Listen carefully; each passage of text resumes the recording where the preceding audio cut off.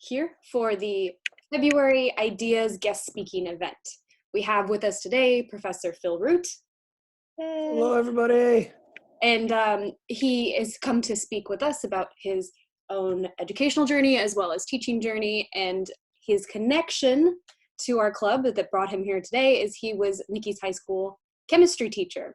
So I'm going to pass the meeting over to her since they have a relationship, because that is always more fun when people know each other. So thank you, Phil, for coming and speaking with us. We're very excited to hear about Absolutely your experiences.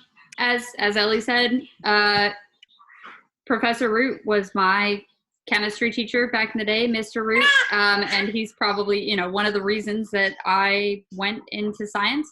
And then actually shortly after I had him as a teacher, he went back to Arizona State and and got his master's in physics, which may surprise many Ideas members, as physics is often a contested subject in our club. And he's also done a lot of research in modeling instruction, which he will talk more about with us shortly. Right on. So I think the plan was to talk a little bit about my background so that you guys can be a little more familiar with that and maybe give you ideas for questions or things that I might be able to elaborate or share on. So just a little bit about my background. I actually started out in ASU in 1999, a lot of time in the physical sciences H wing, where if you guys are there on campus at Tempe, you'll spend some time there as well. I actually started out as a, what's that? That's where our labs are, is in that building. Yeah, I would imagine, yeah, probably up on the second and third floor. Third floor probably for you for organic labs and biochem. So different stockroom people there now. I've been lucky to be back and teach a couple of summer professional development classes. So still get to stay connected at least to the main campus. So I actually started out as a chemical engineer, and that lasted about a year before I switched into education with an emphasis in science, and graduated in 2004 with my Bachelor of Arts in Education in secondary education in chemistry. So it was actually kind of an interesting undergrad. I took coursework in both education, pedagogy, even adolescent development and whatnot, and brain chemistry, and then specifically courses in chemistry. So I had credit hours in both areas. Went right into teaching at Chandler High School, where I met Nikki. I was there from about 2004 to around 2012, 2013, and I taught both chemistry and physics at the high school level. All levels from intro level, on level courses through advanced placement international baccalaureate in both subject areas. I was lucky enough to get into a master's program that was originally geared towards teachers, but then rolled into a Master of Natural Sciences in physics. They don't actually offer it in chemistry yet. They have issues with getting faculty sponsorship of the chem part of that program. So, but I was able to take a lot of classes that crossed over. So that was very interesting. My research in that master's program was in teaching and learning of energy concepts. So energy has been a big focus for me in both research and instruction, and how energy is taught across disciplines and can be taught coherently across disciplines. So around that time, between 2010 to 2013, I started as an adjunct working Saturdays at Scottsdale Community College, in addition to my Monday through Friday gig. And eventually in 2013, I was hired on as as residential faculty at Scottsdale full-time. So I am now appointive status, which is like the community college way of saying tenured. So it's been a good time there. I think I'm in like 7th year there, which is crazy to me since I did so much time at the high school level. But it's pretty awesome. Pros and cons there we can talk about later if anybody wants to talk about that. And then, as Nikki mentioned, I also have a background in what's known as modeling instruction. After earning my master's at ASU, I had attended some workshops prior. I started leading workshops and developing curriculum in modeling instruction in chemistry, physics, and physical science.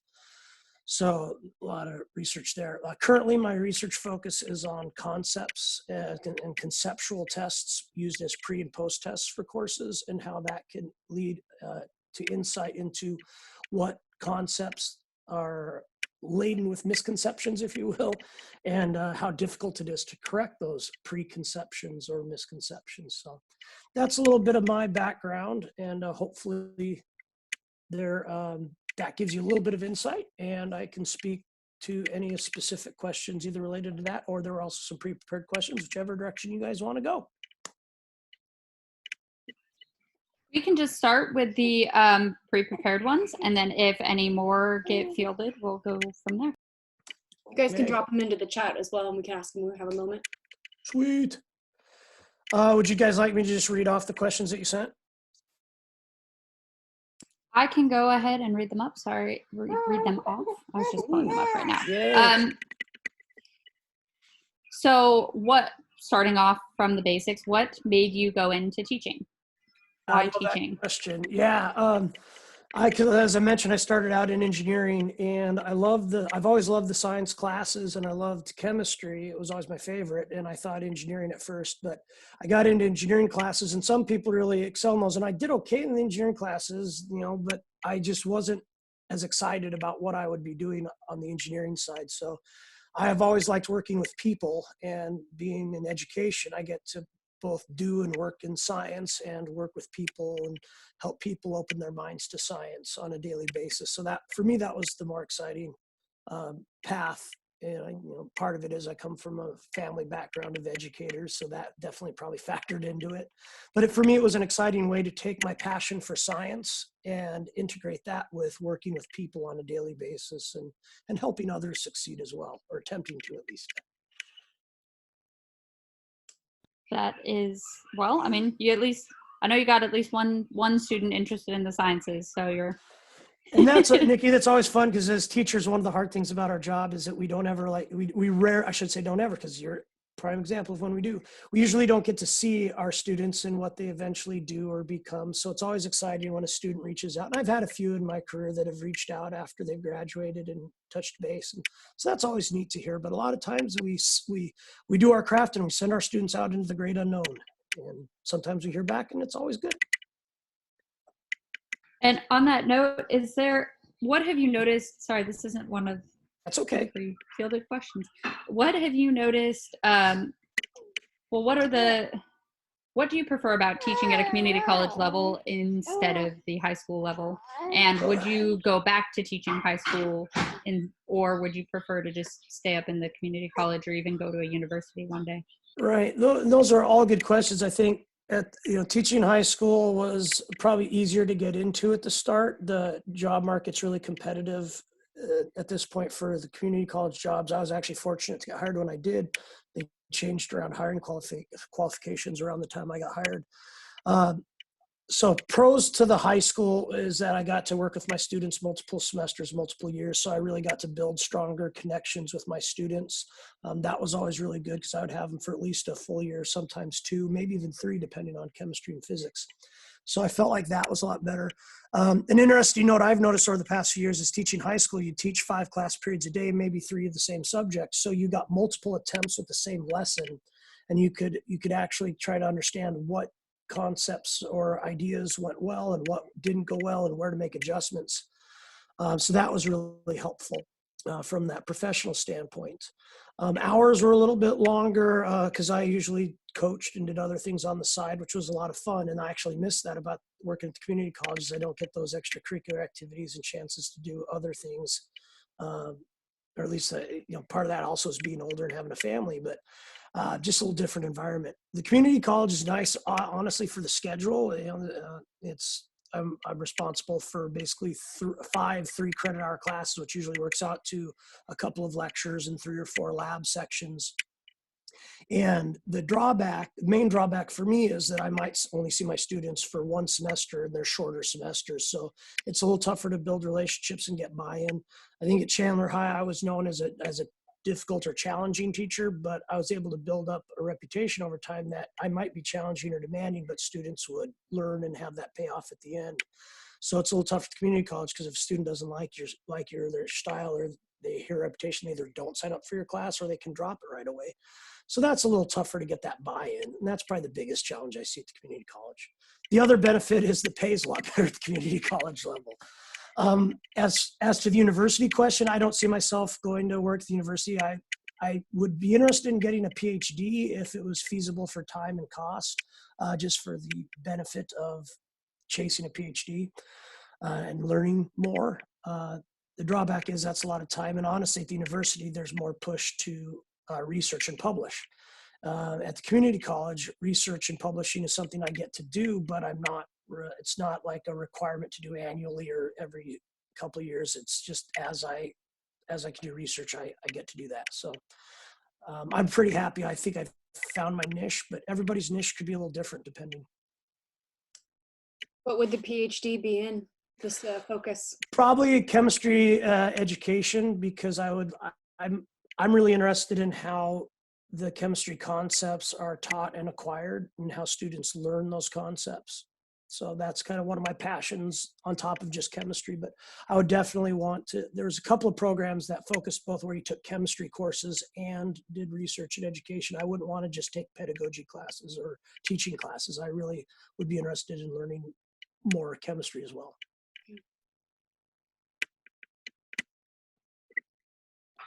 Try to click on mute and it didn't click. The next question is, what exactly is modeling instruction? So when I started teaching at Chandler High, I was teaching physics my first year, and I'd taken some physics in high school and college, but hadn't taught it. So I went down to the Hamilton, the school south of Chandler, and the guy gave me a CD. He goes, "This is the stuff I use. This is awesome. You won't understand it. Take a workshop." So the year after that, I took a workshop, and as a teacher, they take you through it. It's basically a different way of looking at science. One of the major ideas is that labs are first. So labs serve as the cornerstone of the instruction. So labs are the experiences with which we use to build our scientific models. So we say modeling instruction, it's really about building scientific models. So in chemistry, in an intro course, we start with a very simple Democritus particle model. When that model no longer has utility and we start learning about elements versus compounds, we proceed to a Dalton atomic model.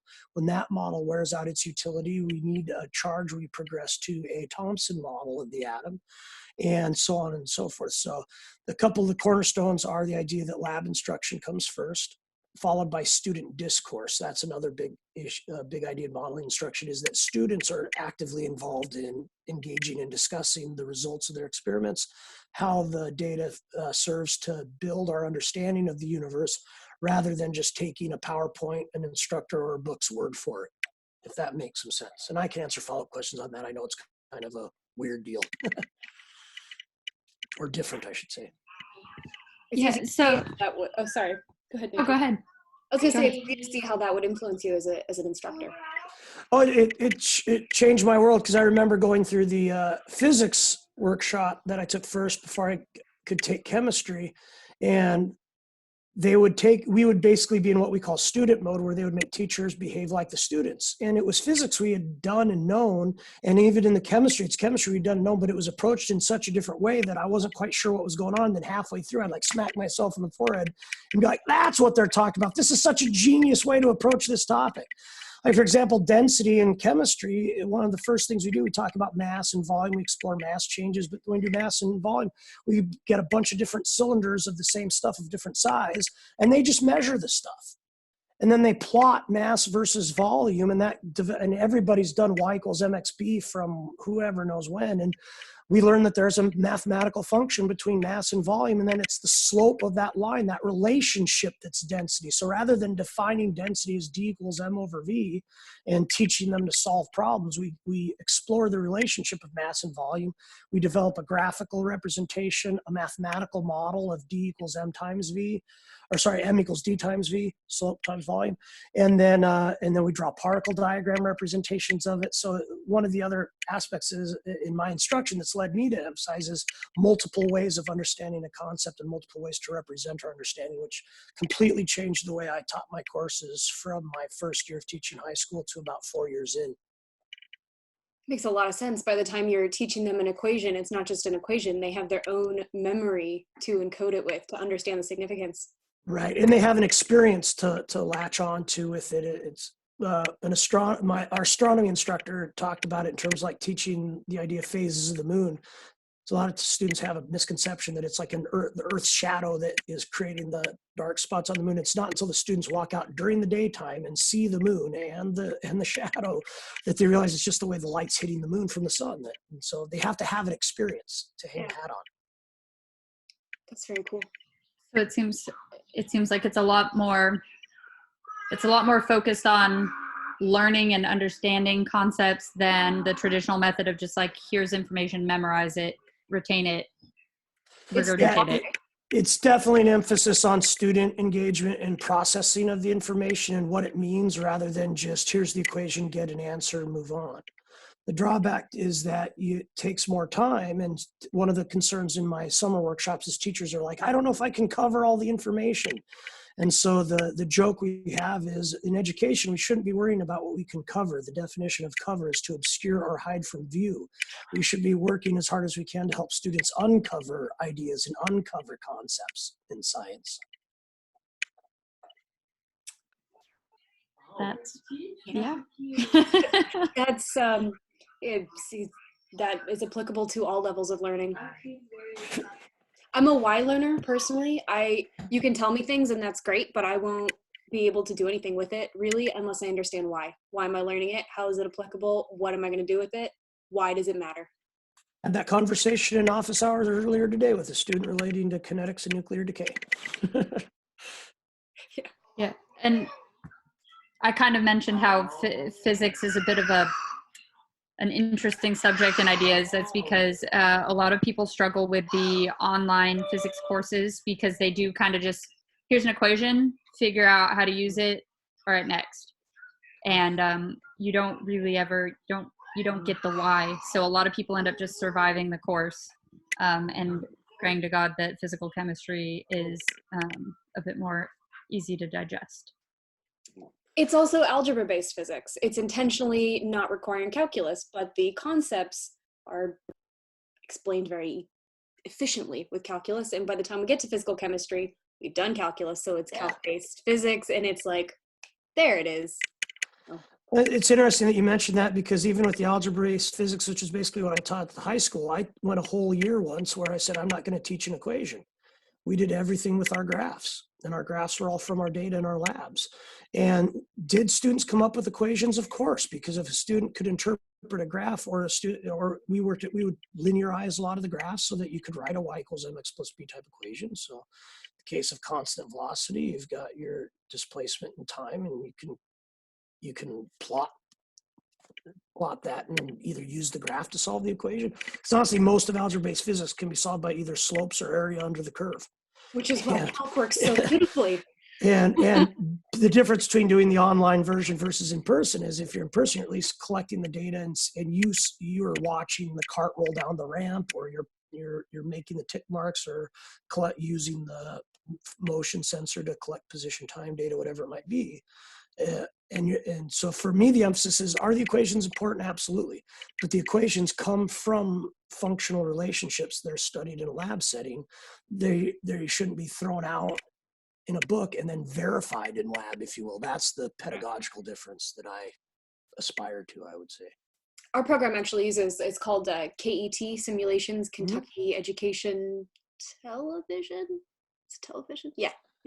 So we did a virtual version of the cart on the track with the and the motion sensors. Absolutely. At least that's something to relate to. I use PhET a lot out of University of Colorado. They've got a lot of fantastic simulations where at least you're visualizing a concept and not just X's and T's. Plus, it's nice to have a lab where if you make a mistake, all you have to do is press reset.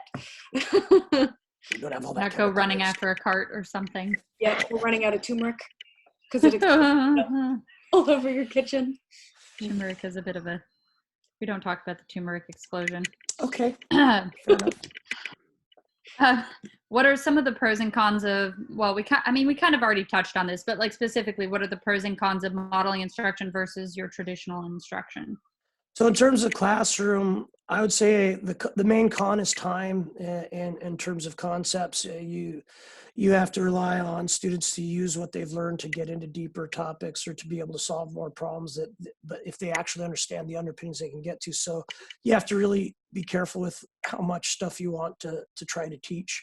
The pro is the learning's usually deeper and comes from a deeper place, and students can actually talk about the science that they're doing and not just say, here's my answer. Another con, or a pro for me, is that it's a lot more fun. Every day can be a little bit different because the students drive the discussion, and you never know what question after a while, you know what typical questions you're going to get, but it's always interesting to see what different ideas students come to class with from their everyday experience. A con to that for a lot of teachers is that's scary for a lot of teachers. A lot of teachers want to have the predictability and the control of a pre-prepared lecture where they know where the class is and the discussion is going. And so that can be a little difficult for a teacher to give up that control of this happens and this happens and this happens, and go with more of a, here's where we start, here's where I know we need to end, but how we get there is malleable. Do you find that you have trouble with students who are not familiar with this learning style having a buy-in issue? Oh yeah, there's a lot. There's just tell me the answer, and it's, well, what did you observe, and what do you think, and why do you think that? So that's definitely a struggle, because a lot of times, especially at the high school, that's one of the other challenges of the college versus the high school. I always joked at the high school where I met Nikki, we had 9-week quarters, basically semesters, but 9 weeks on and a couple weeks off. So it always took about that first 9 weeks for me to essentially, as I joke, break students of their traditional upbringing, that the only thing that a teacher wanted was an answer, and it had to be the right answer. That it was more important to discuss the process and what was working and what wasn't, and trying things was important more than getting the right answer. And so that's tough at the college, because I only have them for 16 weeks. And college students learn how to be good students, which is not always the same thing as being good learners. And that, yeah, absolutely. They've learned to play a game. And by the time they're in college, they've played the game for so long that most of them aren't interested in changing the rules of the game. So I would argue that what I do at the college is a modified version of modeling instruction that had to be modified to accommodate both the time frames that we're working with and the learning and the learners that we have. Yeah. So we're always doing our best. There are quite a few in our program that we're in. There are quite a few courses that have the very formula college class feel, which still teaches learning. It's just a different way of doing it. Yep. Organic chemistry at ASU for the online students is taught by professors who threw that on its head, basically. And actually, our advisor for this club got her PhD in chemistry education and focused her thesis on learning theory with organic chemistry specifically as an instruction method. Which instructor is that? Dr. Ara Austin. Right on. Yeah. So, and my understanding is that, her PhD professor was Dr. Gould, who redid the organic chemistry. And yeah, we as students, you get there like your second or third year of college, assuming you're on a traditional path, or you come after many years of it already. It's a very different experience to go from the quote unquote traditional, here's your lecture, here's your homework, here's your quiz, and then move along, to something that is so immersive. Right. And it uses your brain in different ways. And a lot of us have talked about how our retention is higher as a result. I'm glad you guys have those conversations. One of the recent studies I read, I think it was published last year, was that students in those active engagement type environments often think they're learning less, but when you assess them, they've learned more.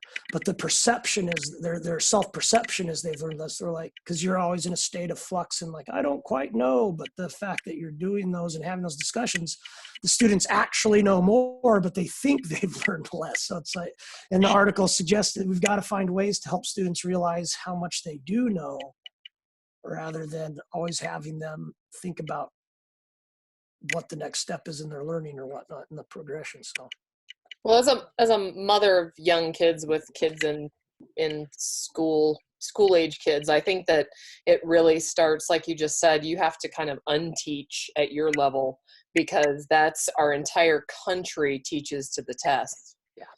And so you have this mindset, we're organic computers, right? So we have this programming of teaching to the test, and then we actually have to learn something, and it's like, wait a second, I don't learn things, I memorize everything and I regurgitate it for you, and I'm good at that, I'm really good at that. So I think, but that's like you said, it's not learning, but it doesn't feel like you're learning when you're used to being measured by these standardized tests. And I think also being American versus European and things, because Europe has an entirely different view on that sort of, Education. on education. Yeah. So it's really interesting. I love listening to you. So I'm going to shut up and keep talking. Yeah, we've got like But 15 I know I years. just Yeah. totally agree with you in everything you're saying. We've got basically a generation of students have come up with it's standardized tests, standardized tests, standardized tests. And that's been the emphasis, and that's hard to break. And it's hard because I have to be very upfront with my students. And I think I'm starting to get a little bit of turnover in my reputation at the college. I refuse to rate my professor, but maybe I should. I don't know. But Don't do it. I was know, a right? professor at Yes. GM for 15 years, and it's like reading Yelp. Like the people Right, that are so- writing on Yelp, you don't want to hear from them. Well, that's what one of my colleagues says. He goes, Phil, you have years of experience researching education. Why are you taking because like, yeah, student feedback's important, but why are you going to take the criticism of what you do too seriously when it's a student who might have 1 year of experience of being in a classroom, not even at the front of a classroom? So I do read my student evaluations because I want that feedback, but I also have to temper that with these students don't have any background in pedagogy and education, but they're also the client that I'm trying to help. So I have to take insight from that as well. So it's a delicate balance in that regard. But in terms of the generational thing, I can be upfront as I want, but some students just want to say, tell me what I need to memorize. Yeah. And I usually am upfront with them. I'm like, if you want a course where you just want to sit and get a lecture, there's plenty of other professors out there. Or if you have to stay in this class because of time, there's plenty of PowerPoints on websites. Yeah. You want to read a PowerPoint at home? Go for it. I'm not going to stop you. But when I've got 2 75-minute class periods with you a week, we're going to bust our ass trying to think. Well, and that always kind of blows my mind, maybe because I'm a much older student.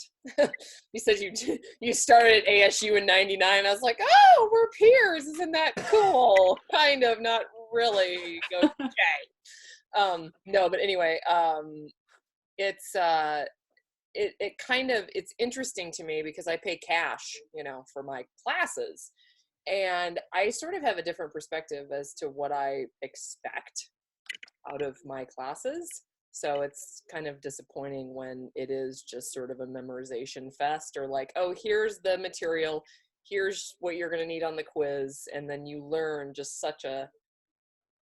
I don't know. But then again, you don't want to be that like hated professor. So I get that. I know it's a delicate balance, but It's tough. I don't know. It's tough. But I don't bend what I do to just try to make students happy. I'll tell my administration, because there's a push for like, we want to have good retention. We want to have enrollment. And I'm like, if you want me to have retention, I can retain, if you want me to just have good success rates, that's the thing, like see or better success rate. I'm like, hell, I can have 100% success rate if you want me to. And that's easy. I can just hand out grades. But if you want me to teach and assess, that's a different story. I would imagine you have trouble trying to get through to students and say, put your faith in me. If you trust me, I could teach you something, when they've just come from a professor who didn't have that same mentality and approach. And so part of it is, and I think that's in my intro chem course, I think I have a little bit better where our first couple of activities, it's easy to be successful. Mm-hmm. And so what I want to design is experiences that are challenging from a thought perspective, but there's a reasonable outcome of success for students to experience that process and what that modeling cycle looks like of data collection, model development, and model deployment. So in my intro chem courses, that's there. And it's usually when we get to some of the heavier math that we talk about the meaning, but we don't necessarily have the time to force them to practice it in class. And then it's up to them to practice outside of class, where some of them struggle because life happens and they aren't able to put in that time necessary. Because I'm upfront with them. I'm like, I spent hours in Hayden Library and then under the nipple of knowledge doing my studying, or in the science library, just buried in a cubby, working on doing what you guys said. I had my lecture notes, I had my PowerPoints from class. I'm going, what the hell does this mean? And I'm trying to I've got to make sense of this, and I've got to understand this in a way that I can use and apply.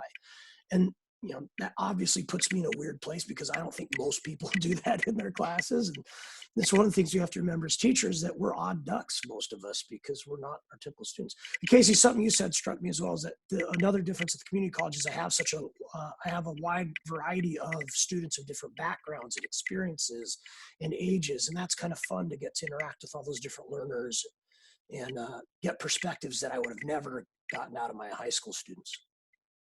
Our online program is what they call non-traditional students. So Yeah. parents, full-time Yep. workers, active duty military. Very familiar with that term. Yep. I don't like labels, but I'm not a big fan of that, but that non-traditional is definitely a thing. And I have a lot of fun with my quote unquote non-traditional students. They're always a blast. I just personally think of it as that we're not freshmen who wandered into class by accident. Seriously. Well, Yeah. just motivations are different. Mhm. The value that students place on the experience is different, and you can see it on their faces in a lot of cases.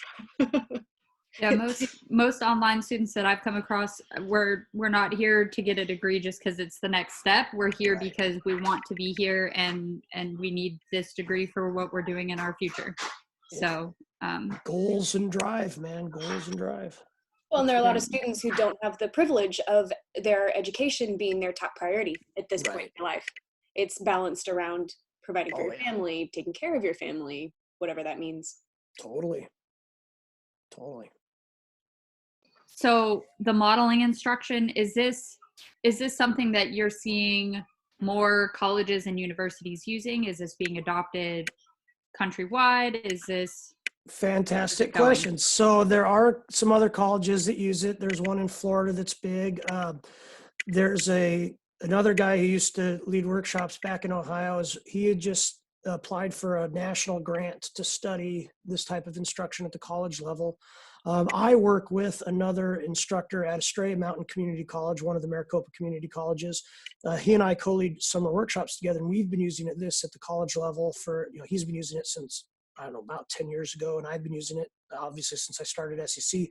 And another instructor there, we actually recently rewrote our general chemistry curriculum in terms of scope and sequence to basically utilize these concepts, utilize already developed activities as well as develop some of our own. If you guys have ever heard of POGLE, Project-Oriented Guided Inquiry Learning, that's an acronym of stuff that's kind of similar. But anyway, it is used it's not, I wouldn't say it's widespread, but it is used at the college level at other places. And one of the emphasis points now for me and my colleague are how do we get the message out to other college instructors, and how do we promote what we're doing to other college instructors so they can think about things differently. The other thing that's kind of neat is because I've been in the Chandler area doing this for a while, some of my former students have actually shown up in my colleague's summer workshop who does the Chem 1 modeling workshop. So apparently there is a story about me throwing a stapler that I will neither deny nor acknowledge. That story's been told a couple times at these workshops. So there's I think, I can't remember if it's 3 or 4, but there's so now we're starting to see some generational shift where students who took chemistry in high school using these non-traditional methods are now taking workshops to become teachers using these methods. So that's where I think we might finally see some shift away from just lecture and regurgitate. Amazing, especially considering there's such an issue of retention in STEM, particularly at the entry level 100 level courses. So we'll see how that works out long term. That's one of the reasons we do the workshops, is to try to promote other ways. And again, I think it takes the right teachers. Some teachers are just comfortable and they're in their comfort zone. For me, when I took this workshop, it was like, because even when I was a TA at ASU, I TA'd organic and Gen Chem. And the number one thing I remember from my student feedback was, I hate how you never answered my question and always asked me questions. And I love how you never answered my question and always asked my questions. Those are the two things I always remember from my feedback at ASU, is that students either loved that or hated that, but that was my style. I was more about, well, what do you think? And why does this happen? And how does this make sense? And when I took my first workshop, I was like, this is what I've been trying to do. And now I finally have materials and support and how to do this better. So everybody has their own personality with teaching too. One thing that kind of some of what you're saying, it reminds me about is Professor Gould, when OChem started in the beginning of the session, he said something that kind of resonated, is that, you have to come to your own understanding of the material.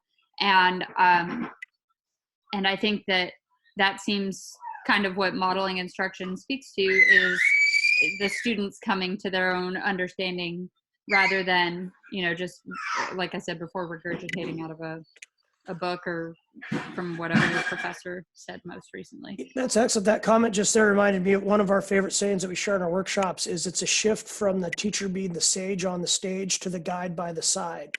So as an instructor, I view my role as more of a guide in students constructing their understanding of their universe. As bottom line is the way I view the universe, and my students is never going to be 100% in alignment. Now, on a side note, just a life philosophy thing, I think that's one of the most beautiful things of human existence, and one of the travesties of human existence is that no other person will truly understand your thoughts, feelings, and viewpoints. I think that's both incredibly beautiful and incredibly tragic. But at the same time, that's education, is that I'm never just going to pour my ideas into another student, but I can help them question how they view and how they develop their views of the universe. I view science education as more of I help people think scientifically rather than teach them chemistry. I teach scientific reasoning and worldviews through the lens of chemistry exploration. Well, not to be critical of other teaching styles, because I think all teachers are important, and absolutely, you guys are very special people to do that. That qualifier stated, I think that some of the resistance that you may experience to your model has to do with not only how they were brought up in their lecture and regurgitate, but quite possibly a lack of understanding on their part of the subject. Because if I have an outline and I can go through my outline and just hit my bullet points and answer a few questions here and there, that's much different than holistically teaching a subject. And the understanding at that level has to be, in my mind, far above, someone who's hitting bullet points, because you're looking at it from every part of my tribe. Oh, honey, you're like you said, everyone has a different worldview and a different perspective, and if it differs from yours too much and your understanding isn't as maybe deep as you thought it was, you could end up in a hole. And I think that scares professors. Oh, absolutely. It scares most teachers. That's something we talk about. Yeah. We do. So our workshops in the summer are 3 weeks long. And the reason they're 3 weeks and not just a 1 or 2 day thing is to get actual pedagogical change in a teacher is very difficult. Yeah. And we give pre and post tests conceptually to our teachers. And we have teachers that are coming in. They're like, I was told I'm teaching chemistry this year, and they know almost zero chemistry. But at the same time, we can get it. And we have teachers that come in to our second year, our what we call second year, that's the Chem 2 workshop. And we totally change their view on how they think about kinetics, equilibrium, and acids and bases. And I'll give you a quick example. When we talk about acid-base chemistry, one of the things I teach in my class, in my workshop, is there really is no such thing as an acid. There's only bases. An acid is a successful base that stole a proton. And understanding things from that level is a much different approach than just this acids or generate H2, even the Bronsted Laureate generate H3O plus and generate OH minus. And not that all my students need to come away with that level of understanding, but it's hard to be okay with not knowing. But at the same time, I'm trying to sell my students that the whole point of science isn't getting the answers, it's asking questions. So for me as a teacher, one of the exciting things I get to do every year is learn things a little bit differently, because I'm always being challenged in what I know or about either chemistry or how people think about chemistry. So for me, but that, again, that's hard to sometimes put yourself in that position. And so part of what we do is help teachers get more comfortable with that as a teacher, you're a guide. You're not the source of the answers. And it's okay to say, I don't know. That's a really good question. Or, man, I'd love to know that answer too. Why don't we talk about this next week? I think that's an undervalued perspective in education. And it does people a disservice, because we finish undergrad or we're in undergrad, and the next step in a PhD, it's research. You have to be able to be comfortable in asking those kind of questions, and comfortable in your own ability to not know it now, but to have enough confidence to go look for the answers. And that's the professors in my personal experience in college education have been the ones that have encouraged me to sit in that feeling of discomfort and to continue to look anyway. Right. Yeah. Sitting in discomfort, the way you phrase that, is something that's always resonated with me. And even as a teacher, I have to remind myself, slow down, let them struggle with this. You know, don't throw them the lifeboat just yet. They have to struggle. We call it, the fancy education word for that is cognitive dissonance. So they have to sit in that cognitive dissonance state. You have to resolve that yourself. And as eloquent as I can speak about it, I can't fix that for you and until you're at a point where we can have the conversation more so than me telling an answer, if you will. Well, and if a student can verbalize their question, they're already halfway there. Right. And part of it's figuring out the struggle. Yeah. But also like talking to somebody who welcomes that. Right. Which sounds like your teaching style completely supports that, which is impressive. I try. It's a struggle. I just gave an exam that had very poor results. So obviously I need to tweak what I'm doing, but also the part of that's the research of, you know, we've done a lot of work with it in our workshops. My buddies used it in his classrooms, but my implementation didn't go like I wanted. So it's okay. There's the data. How do we use it? Well, and then on that, I mean, of teaching, what advice could you give to somebody who's interested in teaching high school or even becoming a professor? Honestly, and given my experience, I would say to find one of these modeling workshops, because they totally changed the way I viewed teaching and learning and helped me see it from more of a student-centered perspective rather than a teacher-centered perspective. So I'm always a proponent of that. But just to be open to professional development and growth, because either taking or leading these workshops is the only way I've gotten to my understanding of both chemistry and teaching. I've completely changed the way I view certain topics because of the conversations I've had with other teachers and with students, frankly. Energy in particular, and some of the ways we do even calculating something as simple as energy transfer. Letting my students lead the way changed the way I understood that process. So in getting into teaching, I think it's important to keep that scientific mindset of, and I even have to remind myself of that. I could consider myself stuck in my ways. I have to remember that I need to be open to new ideas and to trying different approaches and collecting the data to see how that works. In terms of working at the college or the university, that's a little bit more of a challenge, because there's always the issues of who you know and when you know, and getting into a position can be tough. I lucked out that I was an adjunct for a while, and so one of the full-time people on a Saturday happened to bump into me and say, "Hey, a spot's opening up, you should apply." And I applied more for just practice. I didn't know if I'd actually get the job, but was fortunate enough to interview well, and the questions they asked me were things I loved to talk about how students learn, like stoichiometry and acid-base chemistry, which are difficult topics, but a lot of fun to talk about how students learn.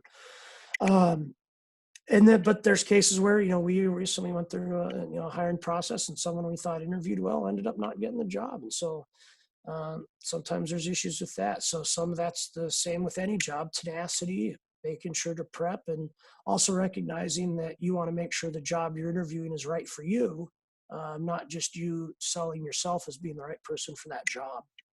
And I think that's important to keep in mind when you're interviewing and trying to find that career. So for me, it was finding, it was a tough spot, because leaving Chandler was hard. I really loved the family I had there in terms of teaching and students. But I felt that I could do some more stuff at the college and have a different career opportunity there. I don't know if that fully answered the question, but I feel like I'm rambling at this point. Oh, good question. Yeah. Yeah. So I don't know if you read in the group chat, Faja asked, how do we help students discover their passion? I don't know that I have the answer to that question. What I try to do is allow enough openness for experiences and opportunities that students can have the chance to discover a passion rather than be told what to be passionate about. And allowing those opportunities for students to see things in a different perspective, or at least share or ask about those perspectives. One of the things I still struggle with in my Gen Chem course, because I have a lot of students who are kind of that typical niche of either like pre-pharmacy, pre-med, or pre-engineering, but not just doing chemistry, but how does this chemistry impact what they might do? And for me, it's like a lot of discoveries right now in kinetics and mechanisms are occurring that are so fun to share, yet we rarely have time to integrate that into the curriculum. So there's got to be ways to allow those conversations to happen. So I think some of it is recognizing that, yeah, it would be great to teach the Arrhenius equation for the rate constant, temperature and activation energy, but is it important for students to memorize that equation, or is it important for students to understand the fundamentals of kinetics and equilibrium so that when they get to P-Chem they can actually know what they're doing and not just try to memorize some calc? So short answer to Baja's question there is to give, if I'm pronouncing that correctly, or Baja, your question is excellent. I think it's giving the opportunities, allowing them to ask the questions when they see something that piques an interest. At least that's what I try to do. And I can't claim I'm always successful at it, but trying. I have a very angry baby in the background here, so that's no problem. I have a question, and I'll take the opportunity. Sure. So one of the things that students often struggle with in Gen Chem is, at least the students that I've spoken to, is that general chemistry can feel like learning a little bit about a lot of subjects, and a lot of students struggle to see the connection and the relevance until they get further in their chemistry education. But Gen Chem's mountainous task is to get them to stick with it long enough to get to the point of understanding how it relates, because Gen Chem is the beginning. You're building, and you got to start somewhere. Do you think that modeling instruction helps with that, to connect everything together, to see the bigger picture? I would argue yes, but I don't have the data to support it yet since we just started this year. So this year, we redesigned our curriculum to be less about topics and more about a progression of a model. So the way I tell this story here is that it's our chemistry classes are centered around storylines and progressing models. So our intro chem course is the story of the particle, from a Democritus to Dalton to Thomson. We really don't get much into nuclear chemistry in our intro chem anymore.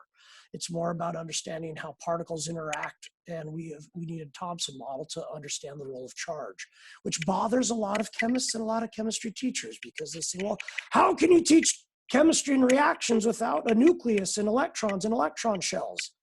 Quite simply, if you understand how positive and negative charge interacts. That was something personally I had to go through. I had to realize that the Thomson model wasn't simply a paragraph on the way to the Bohr model, that the Thomson model is actually an incredible model. And for those of you interested chemists out there, I would encourage you to look up Nagaoka. I'll type it in the comments here. In using an OpenStax openly licensed textbook, I saw the first image published of the Nagaoka model. He was a Japanese scientist, a contemporary of Thomson, who proposed a model a year earlier than Thomson, similar to the plum pudding model, yet was more of a Saturnian model, where the mass of he didn't have any idea of the nucleus, of course, but said the mass was a positive blob and electrons were in just an orbit like a Saturnian cloud. And so his model was actually more accurate, even though it was proposed with the same data that Thomson proposed his model. And we see the Thomson model, for whatever reason, either culturally or textbook wise, but I'd never heard of this other guy in Japan who proposed a similar model a year before Thomson. Anyway, sorry I got sidetracked, but I always try to share that Nagaoka model when I get the chance, because it's so cool. Different model with the complete same data set. Well, and that's one of the limitations of science, right? Is that what you hear about is what was most popular or most well-funded in how it was published. Doesn't mean it was the best out there at the time. Right. So part of it is the fun I get to have with having that discussion in our intro chem.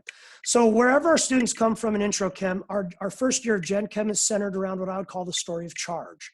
So that's the first time I've actually taken an atoms first approach to teaching chemistry, because usually I say, no, we got to understand why atoms exist. So what my colleagues convinced me that in 151, we have to understand that our students come from a background where they should have a fundamental particle model. They should understand atoms, elements, molecules, and ions.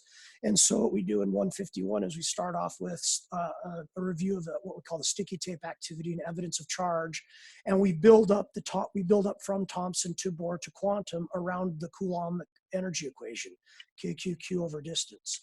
So and that KQQ over distance Coulombic energy model is what we use to build the rest of our Chem 151 experience. So everything we do in our Gen Chem, our first semester of Gen Chem, hinges on how do particles interact via charge. And so all of reaction, basically it's how does charge help us understand the structure of atoms? How does that help us understand how atoms interact with and bond to one another? How does that help us understand how ions and molecules interact via intermolecular attractions? And how does that understand how particles react and change, where we do a little bit of stoic with that as well. So we have electron thievery and proton thievery models, which basically cover your typical 5 classes of reactions. Then Chem 152, our second semester Gen Chem course, I would call the story of change, where we go, okay, we said in 151 that stuff reacts based on charge, but why is it that when a reaction, or first we look at evidence that, man, it's interesting that when a reaction occurs, it doesn't always go to completion. How is it possible to get a reaction that doesn't go to completion? That's weird. And so we say, okay, well, how do we explain equilibrium? Well, it seems that equilibrium has to do with rates. Okay, so then we probably should study kinetics and how fast a reaction takes place. How fast does a change take place? And then back to that idea of, well, why the heck, if energy is important, why is it that things don't go to why is it that the lowest energy state or the end energy state is an equilibrium system in some cases and a limiting reactant model in other cases? And so we explore thermodynamics. So everything's centered around that kind of story, so that the chemistry is more holistic in that respect, so that students can always come back. I always want students going into organic, understanding that most of what we do in organic is based around the idea of charge and interactions, nucleophiles and electrophiles, acid-base chemistry, and that the distribution of products in an organic reaction is a thermodynamic outcome based on probability, statistics, and likelihood. So I don't teach rate constant from a purely mathematical standpoint anymore. Little k is a probability issue, and big K is a ratio of those probability issues. Why do you have some reactions that have more products than reactants at equilibrium? Well, that reverse reaction must not be as likely, so you only get the reverse rate to equal the forward rate when you have a lot of product and not as much reactant. So everything's conceptual from that standpoint. The mathematical models build from those concepts. So the idea is to make it less about chapter 10, chapter 11, and chapter 12, and we test on chapter 10 and forget about it, and more of, well, we learned this model, but it seems to have some weaknesses, so how could we improve the model? Yeah, that's incredible. It also sounds, just from a student perspective, as though your teaching style and your direction of your curriculum is heavily influenced by your experience personally and as a professor in physics. So the physics background has definitely helped. That's my buddy. He's a PhD chemist. He's a self-professed lab rat chemist.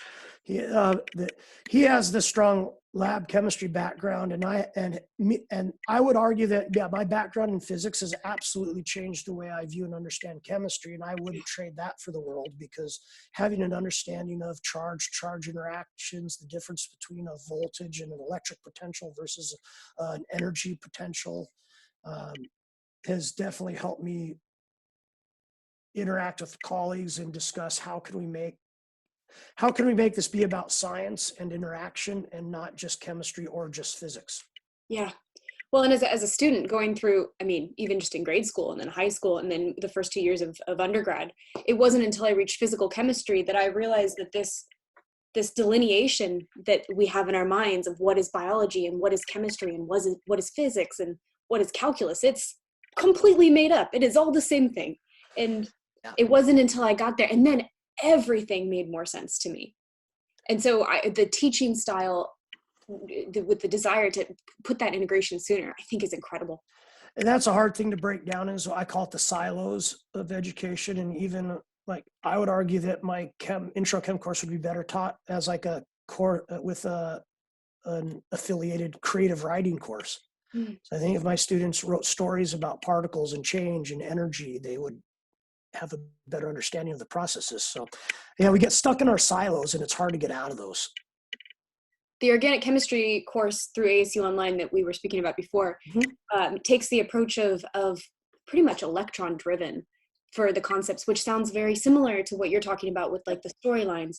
And I could see how your teaching style would flow beautifully into the way that they have constructed the organic chemistry, because we learn to see the molecules based on, I mean, pretty much what's kinetically and thermodynamically favored, but it's the introductions. You don't realize that's what you're looking for when you're looking at where's your highest energy electrons, what kind of bond, what would they want to do? What is their drive?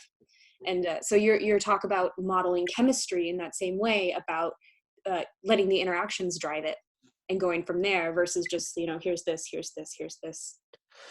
And I think that's where as college instructors, we need to get out of our silos a little more and have conversations, because U of A is doing some stuff similar, and they've gotten rid of a lot of their lecture classes and their chemistry courses.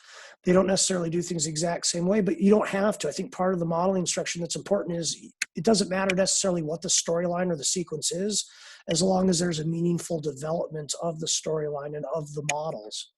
There's lots of ways to do it. That's incredible. I've had a lot of fun in the journey. To me, that's the fun part, is the journey, both for myself and then helping my students have the journey. I'd like to see them be a little more successful than they always are, but life happens, and our role as the instructor, we have to recognize, well, you want to value the role you have, you also have to recognize the limitations of your influence. And I think as a parent, that's also difficult, because you want to be the most important person in your student or your child's life, but they're also their own little person, and they're going to view the big, beautiful universe through their own little, beautiful eyes. Can you relate a lot of teaching to parenting, like as a teacher, and in both high school and in college? Do you feel that you as a parent now can see a lot of similarities there? Yeah, and my daughter's only 5.5, but I was raising a couple older kids before that, and I definitely see one of the biggest fears for me about becoming a parent was the same thing as teaching, is that I can't make a student care, and I can't make them get their work done, or I can't make them learn anything. I can just provide opportunities, provide the chance for them and provide the best, most engaging, whatever chance for them to engage or be successful. But I could never force that. And that was the hardest part about, parenting my stepson, who, is that he has to be the one to want or drive. And I can prevent that. I can support it, but can't force it. And so I see that as a challenge. Anytime you're trying to help someone else along in their path, is that you can provide choices and paths for them, but you can't ever force them to make certain choices or to take certain paths. And that's a challenge. Absolutely. On that note, what is your favorite and least favorite thing about teaching? Favorite thing about teaching is the daily interactions I get to have with my students and being in the classroom. That's absolutely my favorite. My least favorite thing about teaching is probably grading. I like assessing from the perspective of, I think it's important for students to receive feedback. I don't like the issue of having to grade stuff. I'd rather I'm here to help you learn. Here's your feedback. If you want to learn more, do it. If you don't.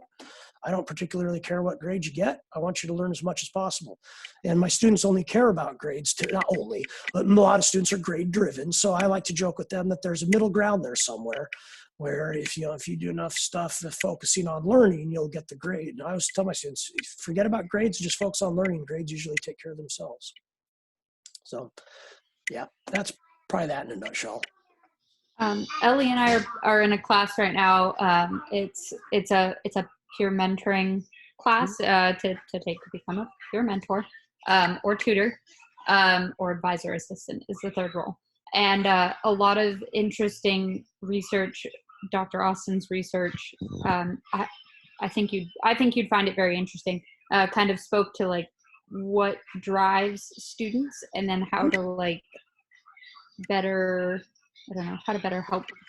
help them, and what makes them successful. And grades. A lot of students are all about the grades, and that's understandable to an extent. But I suppose if you don't have at the end of the day, it doesn't matter what your grade is, because if you don't understand the information, then you can't apply it anywhere. So it's tough because we're in a system that has its game and a lot of it's extrinsic motivation mixed with intrinsic motivation, and I'm sure there's levels of gray with all that with all students, and I think everybody's kind of just doing their best to be successful, and people understand success differently at different stages in their life as well. You're also talking to people that are early in their life journey and may not necessarily be looking at what am I trying to get from this long term. They're very much in the here and the now, my GPA, for where am I going to go, what am I going to do, how am I going to apply, what job am I going to get. And they're not looking at what is it that you really want to take from this, because GPA and job is great, but like, what about the experience? Where are you present? My favorite emails are from students. I've gotten them from Chandler High students and a few of my students at Scottsdale, where they talk about, I'm sitting in this class and I finally realized what you did was important, or why you did that, and oh, it helped so much, and all of a sudden it clicks for them about why we did things the way we did in our class. So those are always fun emails to get. What qualities do you respect in your students? Probably the willingness to try and fail, like scientists have to do, the willingness to be wrong and still share an idea and understand later why that idea either works or doesn't. So that willingness to apply. So I always respect a student who works their ass off at that and gets a B on an exam versus the student who just gets the A because they might have, for whatever reason, they had more access than other people. They had more privileged than another person in their past, and they just get the A because of prior experience where another person had to really work hard and go through the failure to get that. I also say that one of my biggest challenges as a teacher is that I never failed a class. That's one of my biggest shortcomings as a teacher, is I never went through that experience. Partly because I always worked my butt off. I was fortunate enough to get that, but I also recognize that I have my own privilege in my upbringing and where I went to school and the background I had that led me to that. And so I have a hard time because I don't feel I can truly empathize with a student who's got the C or the D and is scrapping and fighting, because that I can sympathize with that, but I can't empathize with that. So I always try to be mindful of that I don't have that true empathy, and I can't experience those things in the same way, and that's difficult. We have Roxanne asked, what would you recommend for a student to grasp that concept, the journey versus the grade? A specific concept or just in general? How to grasp the transition. Oh, how to grasp the journey versus grade. Honestly, I always emphasize the idea of, if you focus on learning, grades take care of themselves, and to try to get them to buy into that, and to emphasize, and this is the hard thing, I have to emphasize that in my grading and how I grade stuff, and that I emphasize awarding points or marking stuff for trying something, making an attempt at something rather than just getting the right answer. And that's a struggle I have from even assessment to assessment. So to help them grasp that concept, I really just tell them, hey, yeah, I get that you didn't turn that assignment in on time, but what did you do it and what did you learn from it? Or trying to emphasize those ideas of what's important in terms of the learning. So if we focus on the learning, okay, well, yeah, maybe next time we want to get that assignment done, because if you haven't completed activity 2, you won't have the concepts to help us in our discussion of activity 3. And so get back on track. How do these ideas progress? And then hope that by doing those things, the grade improves. And one of the things that sticks out in my mind was a student I had in AP Chem who got like a C the first semester of AP Chemistry. And she wrote me later that, I finally did what you said, and I just worried about learning the stuff. And she got like a 4 or 5 on the AP test and was not a C student. And that was something they wrote in like their letter, the senior letter thing, the little flower project they did at that time. But I don't know if there's an easy answer to that one, but as an instructor, I have to be mindful of that, because I have to emphasize, hey, it's not these points, or it's not necessarily the answer that matters. It's what were you thinking and what were you trying to get there? Of course, when they just write a bunch of numbers without any steeping labels and they don't have any thought and they haven't explained anything. It's just a bunch of random numbers. I have a hard time assessing that, but if they tell me what their numbers are and what they were trying to do, then I can say, hey, I like your thought here, just this is where it fell apart. Yeah. Well, and that's, I mean, going back to because I'm currently in Dr. Gould's OChem class, the homework system is non-punitive, which is, it's relieving because I'm not afraid to make mistakes. And then when I make the mistakes, I can just go back and do it again later. It's not a big deal. Right. Whereas in other courses where the homework systems are punitive, I'm terrified to make the mistakes because God forbid it costs my grade, because I haven't. So yeah, I think it's been nice because this course is focused on the journey to get to the answer, not just getting the answer, not just having it memorized. Well, because I think it's also important. One of my toughest parts about equations is equations are useful, but the equation's useless if you don't understand when it works and when it doesn't. And if you get an answer that's wrong, it doesn't matter if you can't understand why that answer doesn't make sense and why you should have gone back and checked your work. So I think that's a really tough thing for students to figure out. I have a new theory recently that, now I don't know if it's new, but there's a lot of personal bias. Like we have a lot of cognitive biases and whatnot, like premisey, things that happened more recently impact us more than things that happened in the past. I think students have a bias of if the calculator spits out a number, it's got to be the right answer. So as soon as there's a number there, it's got to be right because the calculator said it. Or they trust the calculator response more than their own train of thought that got them there. Mm-hmm. And so they don't miss that they put a 10 to the negative 2 instead of 10 to the 2, or they're supposed to put 10 to the negative 2. And so instead of thinking about the answer and going, no, that doesn't make, they might even think, well, this, because I've seen that on exams where a student wrote, I don't think this is right. They took the time to write that, but they didn't have time or take the time to go back and figure out that they just missed an exponent or something like that.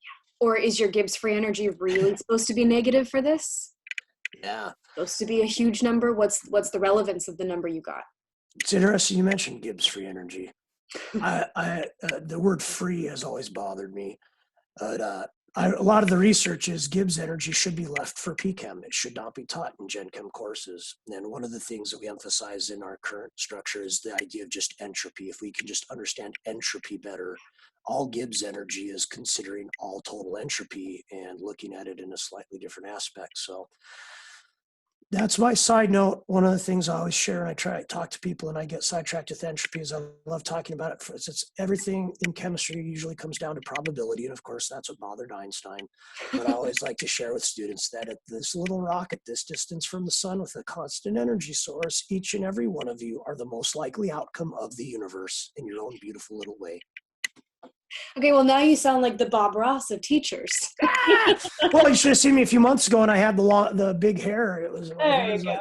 Yeah. No mistakes. Happy little accident. Yep. And I try to view that. That's one of the things I took away that I don't think I use enough is a line I heard from another teacher that in chemistry or in a lot of science, there's not wrong. You didn't get a wrong answer. You probably answered a different question. So that's one of the insights I don't think I share enough because it doesn't always come up in discussion that when you get a wrong answer, sometimes it's not a wrong answer. It's an answer to a different question. And so sometimes it's worth pursuing what was the question you did answer versus not just getting the right answer to the question that was asked. So go ahead, Nikki. Casey was just talking to me, I think it was yesterday or the day before, about how one of her friends is a pharmacist and said that 99 times, out of 100, the drug that you're trying to make ends up failing, but you end up making a drug for something else. Right. One famous example is Viagra, but there are plenty of others. Sure. So I thought that was that's interesting, kind of along those same lines of like with science there aren't wrong answers, you're just answering a different question. Yeah, and recognizing that a lot of science is happy accidents. Yeah. And some unhappy accidents, but yeah. That's one of my recommended reads to my Gen Chem students is and to any chemists is Uncle Tungsten by Oliver Sacks, the brain surgeon. He talks about his chemical boyhood and how he had it was World War II time, and he had a lab, and his parents were doctors, so he had a room where he could do experiments. And when one of his experiments blew up, instead of telling him no more chemistry, they built him a fume hood. Solid response. They wanted to Right? keep the house. Yeah. So anyway, yeah. I'd probably be paying for for new furniture or something along those lines. Right. What was your favorite course throughout your college experience and why? I would say, outside of chemistry, one of my favorite courses was the philosophy of science. It was a course at ASU. I'm sure it's probably still offered. I took it last summer. Yeah, Kuhn and paradigm shifts and the idea of what we believe and why. I really enjoyed that. The idea that, which kind of fit in with the idea of modeling, is that all we do is support ideas until we find something that doesn't make sense. And it takes that one disproving example to bring a theory down, and that we never really prove anything. And I think that's helpful for students to recognize that science isn't about right answers, because we never prove anything in science. We support ideas. And that you can equally never disprove. And all you find is counterexamples. And so thinking about how we know what we know and why we believe what we believe, I found to be a very exciting activity. So that course really challenged the way I thought about science and the process of science. So. Oh, well, you'll be pleased to know that it is still doing that for students. Yay! Honestly, one of my courses that I didn't enjoy at the time that I wish I would retake is physical chemistry. I don't think I had a strong enough background at the time. And now that I've done a lot more thinking and a lot more understanding about how pieces fit together in terms of energy, probability, et cetera, I'd really like another go around at that. Isn't that kind of the nature of anything you take in college, though, is you don't appreciate it when you're there because you don't understand it yet. Totally agree. And I think that in terms of education, there needs to be more of that it's okay to not get something the first time around. And that goes back to, I think that question about the journey versus the grade, or the journey versus the diploma even. Well, I'm in P-Chem in fall, so I'll just shoot my questions your way and you can experience it alongside me. There we go. I can be dumbfounded myself, because I think there's a lot of P-Chem that's beyond me that I might understand conceptually, but the math I will struggle with. Well, now I feel obligated to send you some questions. So fall A, you can I'm in. Catch those. Cool. I'm excited for it. But Right Roxanne said, did you have any professors that helped you find your teaching style, or what you absolutely did not want to teach like? That's a good one too. I think the teacher that really influenced me was my physics teacher in high school, who we did a lot of labs and a lot of activities where it was doing science, not just reading about it. So that absolutely helped. And then I would honestly say the instructors I worked with once I graduated, it was other professionals that I was like, okay, what you're doing makes a lot of sense. Or people that I worked with Denise Lewis at Chandler High was awesome, because she didn't really do things necessarily the way I did, but she wasn't afraid to challenge me and say, why did you do that? Or why are you thinking about it that way? I think about it this way. And we could have those conversations, recognizing that neither of us might have been right or wrong. We just had different perspectives worth sharing and discussing. In terms of what I didn't want to teach, it's basically when I sat in, physics in college. I sat and read the state press, because there was a class I had to take. I had an awesome physics teacher in high school, and frankly, I could do most of the physics. Unfortunately, that meant I wasn't really engaged in the class. And so if it's not engaging, I didn't really want to be there. So I was fortunate that most of the time I wanted to learn. And so even if it was a lecture and it wasn't as interesting, I wanted to figure it out. But I didn't necessarily spark anything in me. And yet you went on to get a master's in physics. Yeah, well, part of that was necessity. I needed a master's. The program I was in was natural sciences, and they couldn't do chemistry. So what did I do? I took as many chem courses that were cross-listed as physics, and took courses that I knew would help me understand chemistry better. I took electricity and magnetism because I wanted to understand electrolytic cells better. And so that's how it happened. And that kind of goes back to Ellie, what you were saying, where all the sciences. Like there isn't a fine line of like, this is physics, this is chemistry. Like you can learn a lot from the others. Breaking down those silos, I think, is important. I wonder if it would have helped if the physics course that we had taken as part of the biochemistry program had more of a chemistry perspective. If instead of studying kinetic and potential energy based on a ball falling down the side of a building or a cart on a track, if we had learned it more in terms of chemical reactions and chemical equilibrium at the time. Yeah, what do I often go back to help students understand at the particle level? Holding up a mark or dropping a mark, because I don't use the word potential. I talk about, so for me, a lot of energy is about states. You get two possible states that a system can go between, and we have to decide which is either a lower energy state or a higher energy state. So it's the idea that a marker in the air or a ball in the air doesn't have a lot of energy unless it's part of the earth ball system. Gas is my favorite example of exothermic reactions. Gasoline doesn't have a lot of energy. It's a gas oxygen system versus a CO2 water system. And it's the energy is associated with the arrangement of things. And for me, that's, I think, like you said, is like, why don't we talk about the chemistry and the physics? So why aren't we talking about the physics and the chemistry and the biology and the physics and the biology? Because that's one of our proponents of model instruction in terms of energy. When we teach energy, we try to teach it in all those subjects in the same way. Energy is energy is energy. It's associated with arrangement of systems and movement in systems. And we use these bar charts in all the subjects to keep track of energy and how it's basically energy storage and energy transfer, with the idea that it doesn't matter if you're in biology, physics, or chemistry. Energy is either a stored thing, it's stored and transferred. Yeah. Or is my favorite definition, which I can't claim credit for, energy is the non-stuff in stuff that makes stuff do stuff. Gonna need that on a t-shirt. Yeah. I'm No, gonna there's need a list of these quotes. There's a meme out there somewhere of me and that quote, but I think that's in Michigan somewhere. Well, and there's also probably a lot to be said for the fact that when you're in a general physics course, it might be the person's first introduction to physics, they can visualize a ball falling off of a building more than they can the chemical equilibrium of a reaction. Well, and that's also, I'm a proponent of physics first in most cases, is that in physics, it's a lot easier to get the data and see the data and, build the graphs, build the equations, et cetera. And that when you get something like, you get into physics first, start building the models, then you see how that might apply to biology. I think chemistry is almost one of the capstone issues because you can't see, well, we can now, and even I'd argue you can't see it now, but you can see renderings now, but you can't see molecules. Yeah. Even with a scanning tunneling microscope, you're seeing a visualization of those force interactions. That being said, it's pretty damn cool that we have resolution of atoms at this stage and starting to look at transition states. So much cool stuff. Yay! Last question from the preset question. Sure.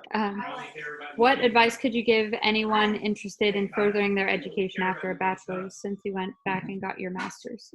Look for opportunities would be my best advice. My master's started out as a cohort program for teachers in my high school district, where we got credit hours for taking some courses through ASU, and it was grant funded. So my biggest advice is to look for those opportunities or be open for when those opportunities present themselves. Because I wasn't quite sure about doing it. I don't even think I did the first go round. It was the second go round where I got involved. And so finding those opportunities to further your education is important, because as you get older, you start doing more stuff, it becomes harder to dedicate time to those opportunities. And so when you find them, try to take advantage. And honestly, that's one of those things where I'm like kicking myself and I need to take my own advice, because even at the community college, there's opportunities to do things right now that I'm not taking because I'm like either too busy or whatever else. So recognizing opportunities and taking them is important. I'm sure there's other people that would say you have to create your opportunities, but I mean, I just need to add hours. Yeah, I just need to add like 10 hours to every day, and then we'll be good. I think I'm all about doing that. Right. So if we can create extra hours in the day, just slower rotation or something. Yep. I still have about an hour and a half of grading left today. Thank you. Ellie, you had a question? No. I just was. God, what was I going to say? Oh, I was going to say it's a solid start just to look for the opportunities that are already there. I think, I don't know what they are in different professions, but I know if you're in chemistry, the ACS has a ton of opportunities through their professional organization. I'm still an ACS member. I don't utilize it as much as I could or should, but there's a lot of opportunities through the ACS to provide both professional development and networking opportunities that can be taken advantage of. So I think that helps as well as remaining involved with your professional organizations. I have a final question for you, if Sure. you don't mind. So I'm an online student, and most of my undergrad has been done in online classes. And so when I had the opportunity to go on campus last year for the organic chemistry labs, I did my best to just talk to as many people as I could while I was there, professors and administrators and people. And I found through talking to a variety of people in different fields that when you ask them about how they got where they are, everybody has their own story of that one thing that they didn't see coming, they didn't expect, that had a profound impact on how they got where they got. They had their foot in the door experience, so to speak. And it's different for everybody, and some are opportunities that already existed that they just took advantage of, and some people have stories of things that they stumbled upon, basically, that changed their trajectory. What would be yours? I would have to say when I first started teaching, it was, I had mentioned it briefly earlier, when I first started teaching, the school I was at, that Chandler High was where I student taught, they found out that Basha High was going to hire me, and I got a PA announcement that afternoon from our principal at the time saying to go to his office, that, and they were going to hire me, but it had to be in physics. They didn't have a chemistry position for me. And it was, so part of it was having the confidence to say, okay, I'll go past the teacher certification test. As I graduated in December and did a long-term sub. So as I was doing my long-term sub work, I was basically doing a bunch of physics problems, getting ready for that test. And then, but honestly, the biggest thing that changed things for me was going to that teacher at Hamilton going, hey, I've got to teach physics. Do you have any advice for me? And him handing me that CD and him going, this isn't going to make sense, and you need to take a workshop. And it didn't. I completely botched my first year teaching that physics stuff because I didn't understand why it was the way it was and how it was to be taught. So I was doing the labs first, but then I was telling the students what the lab meant instead of going, okay, what did you see and what do you think? So it was going through that experience of get the luck of having that interaction with that teacher, Jim, down at Hamilton, falling flat on my face that first year of teaching, getting into the workshop and figuring it out. So a little bit of luck, a little bit of dedication, a little bit of fortune, a little bit of work. Like you said, I think everybody's recipe is a little different, but I definitely recognize that I already had kind of a seed of how I wanted to teach, and getting involved in that modeling instruction program watered that in ways I could have never imagined. It's amazing. And I hope everybody has that moment in their life. Aha moment. You never know when it's going to come. Baja has another question. She asks, is there an educational model that can help students to understand the basics of sciences? For example, a student who missed to study algebra in middle school then decided to be a successful student in high school and with calculus. I don't know if I know, I don't know if I know a surefire solution to that. What we've talked about at our college is how do we help students who haven't been successful in science take like a course that would let them understand the fundamentals of science going into coursework. And what we've emphasized is simple scientific models like constant velocity or acceleration, where there's something easy to study, and we have to understand that there is a physical phenomena, there is data that we can graphically represent, there are mathematical equations that can be used to describe, and there are pictures that we can use to understand that.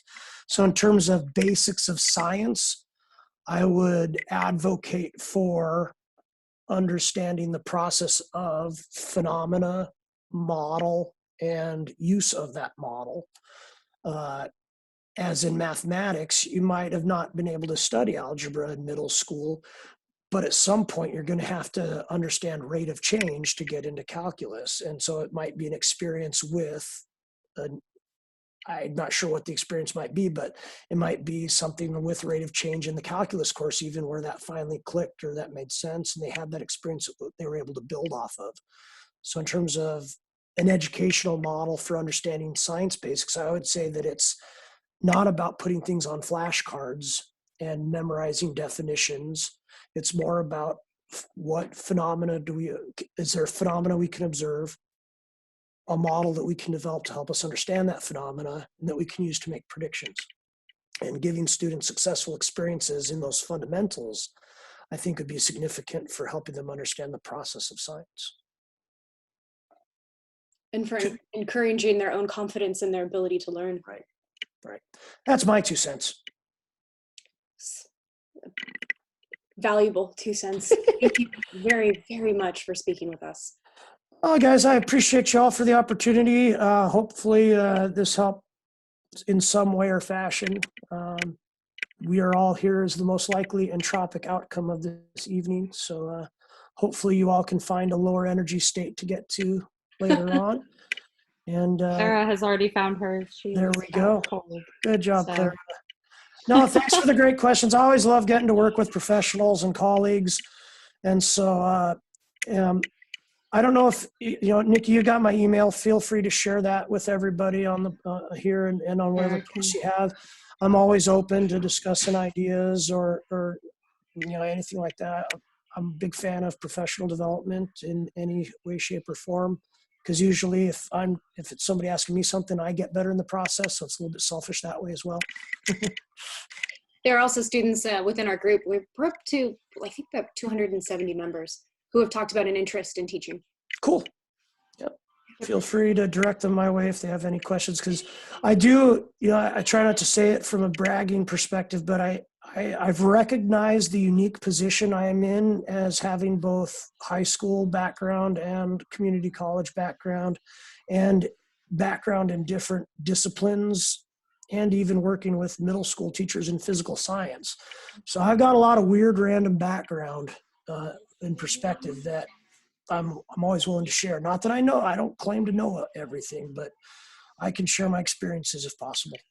Your silos are not as separated. Yeah, I've worked pretty hard to try to break those down. Casey said the entropy of my house is too high for me to say thank you or goodbye. I hear that. I'm pretty sure she's got all the kids by herself right now, so I know that feeling. There you go. Keep rocking, Casey. But yes, absolutely. Thank you. I am not joking about the physical chemistry stuff. I'll probably. I can't promise to have any answers, but I'll struggle through it. Well, you know what? It'll be an experience for us both then. There we go. Physical chemistry, I felt was an interesting class because it was the first one where it didn't really feel like I was learning anything new. I was just learning completely new applications and context. Context and approaches to it, yeah. Which does not mean it was easy. It just means it was really weird to be struggling in a class with no new equations, just new ways to apply them. Thank you. Well, thank you again. I will. I had to correct Casey. I'm not a doctor yet, but you are welcome. So maybe one of those days is that PhD thing will happen, just not yet. Master route, like a Jedi master. Here's my last joke. I'll type it up here. So the other year I was joking with somebody that says, I'm not really a chemistry professor and instructor. I'm just a chemistry influencer. Yeah. Well, we appreciate your time, chemistry influencer. Guide by the side, man. Guide by the side. All right, guys. Thank you so much. Have fun grading. Good night, everyone. Yeah, appreciate it. You guys have a great night.